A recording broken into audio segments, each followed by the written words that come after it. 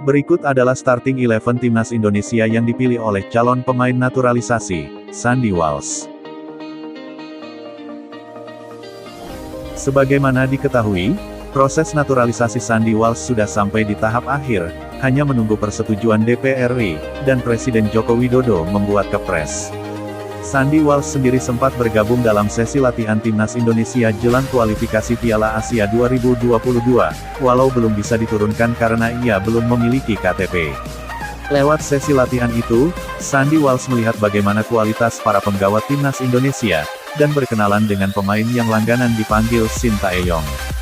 Mulai dari pemain senior hingga pemain muda seperti Marcelino Ferdinand, sudah ia ketahui kualitasnya saat di lapangan hijau. Maka dari itu, ketika hadir sebagai bintang tamu dalam YouTube Chandra Margatama, Sandy Walsh bisa membuat starting 11 timnas Indonesia versi dirinya sendiri. Untuk posisi kiper timnas Indonesia, tanpa ragu Sandy Walsh memilih sosok kiper milik Bali United FC, yakni Nadeo Argawinata. Kemudian, untuk formasi di lapangan, Sandy Walsh mengaku akan menggunakan formasi 5-3-2, dengan ia berperan sebagai bek kanan atau fullback timnas Indonesia. Saya suka bermain dengan formasi 5 back, jadi saya di sisi kanan, kemudian ada Asnawi, Jordi Amat dan Elkan Bagot, di kiri ada Pratama Arhan, ujar Sandy Walsh. Asnawi Mangkualam dan Pratama Arhan kini bermain di luar negeri, sedangkan Jordi Amat dan Elkan Bagot adalah sama-sama pemain naturalisasi jebolan Liga Eropa. Pemain naturalisasi, Sandy Walsh masih berupaya membuat starting line-up timnas Indonesia terbaik versi dirinya. Setelah back, ia meracik pemain andalan di lini tengah. Sandy Walsh mempercayakan lini tengah kepada dua pemain naturalisasi, mulai dari Mark Klok sebagai pengatur serangan, serta Stefano Lillipali untuk menjadi juru gedor. Namun, Sandy Walsh juga tetap mengakui kualitas pemain muda, Marcelino Ferdinand, dan dianggap layak berduet dengan Mark Klok dan Stefano Lillipali di lini tengah.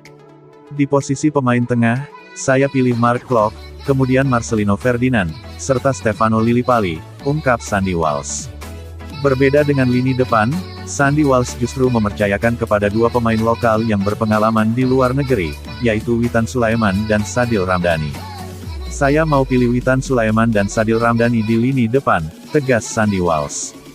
Bahkan, ketika disuruh memilih, apakah mau Marcelino Ferdinand atau Egy Maulana Fikri yang berkarir di luar negeri, Sandy pun tetap percaya pada pemain Persebaya itu.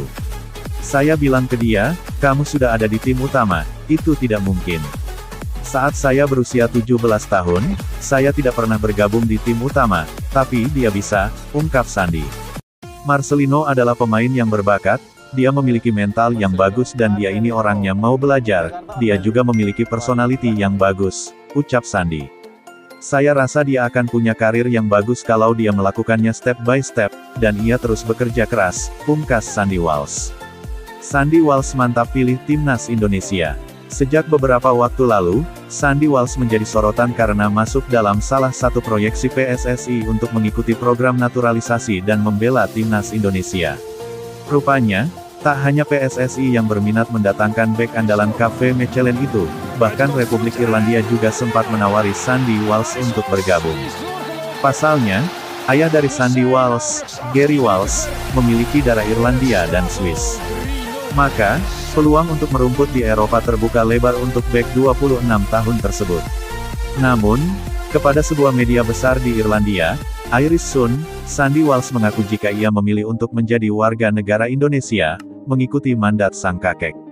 Sebut saja Irlandia itu di Eropa, mungkin lebih baik dari timnas Indonesia, tapi hati saya memilih timnas Indonesia, itu pilihan saya yang benar, pungkas Sandy Walsh.